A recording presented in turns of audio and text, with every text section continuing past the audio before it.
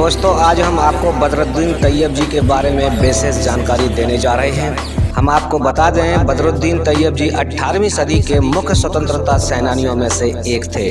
उन्होंने भारतीय राष्ट्रीय कांग्रेस पार्टी के अध्यक्ष का पद भी संभाला। वे कई साल तक कांग्रेस पार्टी के राष्ट्रीय अध्यक्ष रहे, जिसका अधिवेशन मद्रास में हुआ।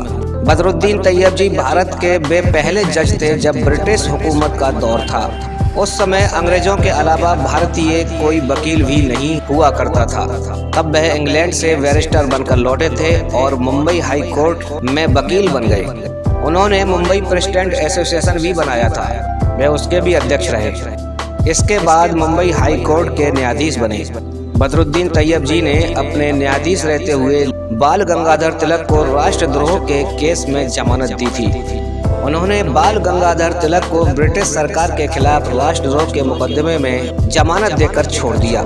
बदरुद्दीन तैयब जी में स्वतंत्रता के प्रति देशभक्ति कूट कूट कर भरी थी। उन्होंने ए.ओ. हयूम, दादा भाई नौरोजी, फिरोज शाह मेहता, उमेश चंद बनर्जी के साथ मिलकर इंडियन कांग्रेस की नींव डाली और सामाजिक कार्य में हिस्सा भी बढ़ चढ़ कर लेते रहे। बदरुद्दीन तैयब जी ने मुसलमानों को शिक्षा के प्रति जागरूक करने के लिए अंजुमने इस्लाम संस्था बनाई। बदरुद्दीन तैयब जी एक धनी मुस्लिम परिवार मुंबई में 10 अक्टूबर 1884 को जन्मे। वे पढ़ाई लिखाई में बहुत तेज थे, इसलिए माता पिता भी उनसे सभी भाई बहनों में अधिक प्रेम करते थे। बदरुद्दीन तैयब जी प्रारंभिक शिक्षा प्राप्त कर 1860 में वे कानून की शिक्षा प्राप्त करने इंग्लैंड चले गए। यहाँ पर उन्होंने स्कूल में टॉप किया और पुरस्कार भी पाया। 18 महीने में ही इस होनहार प्रतिभाशाली छात्र ने अंग्रेजी, लैटिन और फ्रेंच में महारत हासिल कर ली और एक व्याख्यान प्रतियोगिता में पहला पुरस्कार पाया।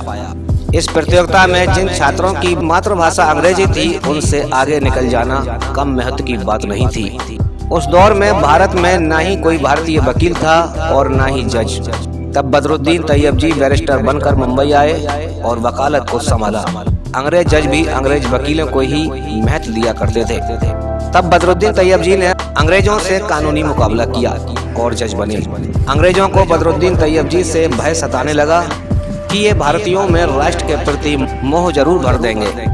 दादा भाई नौरोजी, फिरोज शाह, मनमोहन घोष, उमेश चंद बनर्जी के साथ मिलकर भारतीयों में राष्ट्र प्रेम को बढ़ाया। हर आंदोलन में इन लोगों का पूरा सहयोग रहता था। इन्हीं लोगों ने आधुनिक भारत की नींव रखी, जो कि 1947 को साकार हुई। 1887 में कांग्रेस अध्यक्ष पद के लिए मद्रास में अधिवेशन हुआ, जिसमें सर्वसम्मति से बदरुद्दीन तैयब जी को अध्यक्ष चुना गया। कांग्रेस का अध्यक्ष बनने के बाद कई प्रभावशाली अंग्रेजों ने बदरुद्दीन को खरीदना चाहा, लेकिन वे सच्चे देशभक्त थे। अंग्रेजों को मुंह की खानी पड़ी। बदरुद्दीन तैयब जी ने हर क्षेत्र में निष्ठा के साथ काम किया, चाहे वे सामाजिक कार्य हो या न्यायिक प्रक्रिया, शिक्षा का स्तर हो अथवा राष्ट्र प्रेम। यही वो लोग थे जिन्होंने जाति धर्म से उठकर आज़ादी के लिए काम किया। बदरुद्दीन तैयब जी की तबीयत खराब होने पर 1906 में वह इंग्लैंड इलाज के लिए गए और 11 अगस्त 1906 को उनकी इंग्लैंड में ही मृत्यु हो गई।